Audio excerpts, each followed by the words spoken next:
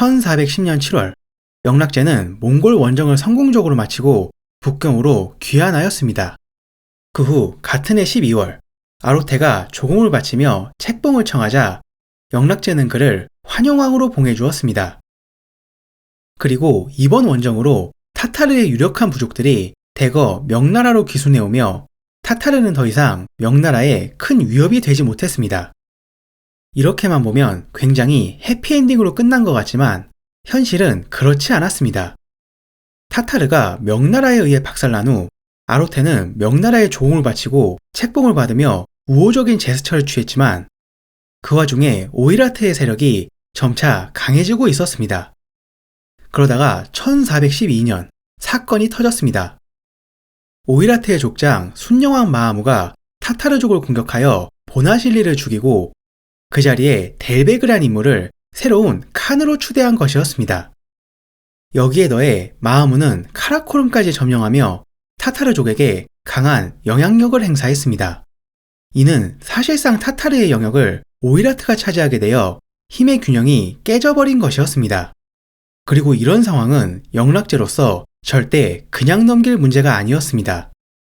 영락제는 마하무에게 사신을 보내어 자신의 지역으로 돌아가라 명했지만 마하무는 이를 단칼에 거절했을 뿐만 아니라 명나라의 사신을 감금하고 명과의 조공책봉 관계를 끊어버렸습니다.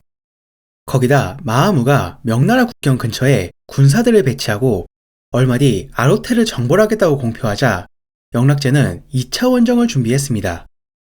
만약 아로테의 세력까지 오이라트에 의해 사라진다면 마하무는 사실상 북방을 통일시키는 데 성공한 것이기 때문에 그렇게 된다면 명나라에 큰 위협이었습니다. 그리하여 1414년 2월 6일 영락제는 오이라트를 정벌하기 위해 다시 한번 대군을 일으켰습니다. 그리고 이번 원정군의 지휘관들은 다음과 같았습니다. 전체적인 군은 안원우 유승, 중군은 무한우 정영, 좌초군과 우초군은 영양우 진무와 풍성우 이빈, 좌액군과 우액군은 성산우 왕통과 도독 담청, 그리고 선봉군은 도독 유광과 주영이 맡았습니다. 그리고 이번 원정군의 총지휘 역시 영락제가 맡았습니다. 그리고 같은 해 3월 17일 영락제는 북경으로 30만 대군을 집결시킨 후 2차 원정에 나섰습니다. 그리고 이번 원정에서 영락제는 자신의 손자인 황태손 주첨기를 함께 데려갔는데 주첨기는 황태자 주고치의 아들이었습니다. 같은 해인 6월 3일 영락제가 지휘하는 30만의 명나라군은 살리거빈에 도착해 그곳에 주둔하고 있던 오이라트군과 전투를 벌였습니다. 이때 명군의 선봉을 맡고 있던 유광의 활약으로 명나라군은 오이라트군을 격퇴시켰고 영락제는 승기를 타고 계속해서 진격을 이어갔습니다. 그리고 6월 7일 영락제는 마침내 혼란후시론에서 마하무와 조우하였습니다. 하지만 혼란후시론에 도착한 명나라군은 이미 마하무의 매복에 걸린 상태였습니다. 혼란후시론은 유독 산과 구릉이 많아서 군사를 매복시키기 좋았고 마하무는 대평, 바투볼드와 함께 3만 기병을 이곳에 매복시킨 후 영락제를 기다리고 있었습니다. 다시 말해 살리거빈에 주둔하고 있었던 오이라트군은 명나라군을 유인하기 위한 미끼였던 것이었습니다. 그러나 영락제는 혼란후시론에 들어오기 전부터 마하무의 전략을 대략 눈치채고 있었고 그에 대한 대비책도 이미 마련해 놓은 상태였습니다. 영락제는 혼란후시론에 들어온 후 오이라트군을 유인하기 위해 소수의 기병들을 보내어 적군을 유인하였습니다. 그러자 마하무는 명군이 매복에 걸렸다고 판단하고 전군을 돌격시켰습니다. 이에 영락제는 진무에게 좌초군을 이끌고 적의 우측으로, 이빈에게는 우초군을 이끌고 적의 좌측으로 이동시킨 뒤 유승에게는 신기영을 준비시켰습니다. 신기영은 영락제가 창설한 세계의 정예 특수부대 중 하나로 화기를 전문적으로 운용하였습니다. 과거 주원장 제위 시절 운남에서 모경이 개발한 명나라 최초의 화기전법을 영락제가 받아들여 이를 실전에 배치한 것이었습니다. 그도 그럴 것이 동창 전투에서 이 화기로 인해 장옥을 비롯한 정난군 4만이 전사했으니 영락제는 이 경험을 통해 화기의 위력을 뼈저리게 느꼈고 제위에 오른 후 대대적인 화기 개량에 나섰습니다. 영락제는 화포에 들어가는 포탄을 석포에서 철환으로 바꾸고 화약의 질을 높였으며 오늘날 다연장 로켓포와 같은 다발화전을 제작하라 명했습니다. 여기서 다발화전은 신기전이라고도 불렸는데 조선의 신기전은 발사체를 의미하지만 명나라의 신기전은 발사 장치를 의미합니다.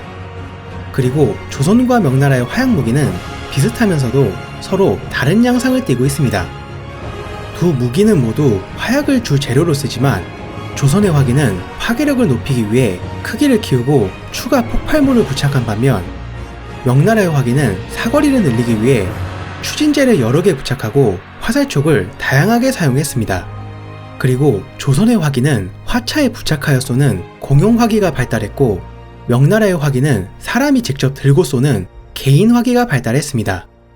그리고 이 화기를 전문적으로 운용하는 부대가 바로 신기영이었습니다. 하지만 오이라트군은 신기영의 존재를 모르고 있었기 때문에 계속해서 명나라군을 향해 밀고 내려왔습니다. 그리고 오이라트군이 사정권 안으로 들어오자 신기영은 화포, 화창, 일화봉전을 비롯한 모든 화기들을 일제히 적들을 향해 발사했습니다. 그러자 오이라트군은 사방에서 쏟아지는 포탄과 총알, 화살 세례로 인하여 혼란에 빠지고 말았습니다. 하지만 화기는 발사한 후 열을 식히고 재장전을 해야 했기 때문에 오이라트군은 다시 정신을 차리고 명나라군을 향해 달려들었습니다. 그러자 명나라군은 침착하게 신기영을 좌우측으로 이동시키고 뒤에서 대기하고 있던 3,000명의 정예기병들을 오이라트군을 향해 돌격시켰습니다.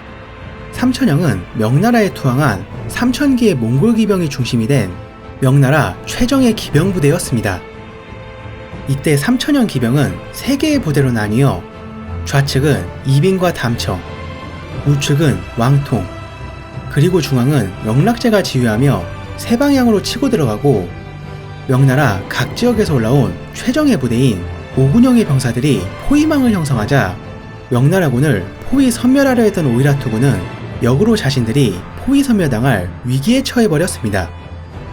그리고 바로 그 순간 영락제가 이끄는 정예기병이 오이라트군의 중앙부를 돌파하자 오이라트군은 완전히 무너지고 말았습니다.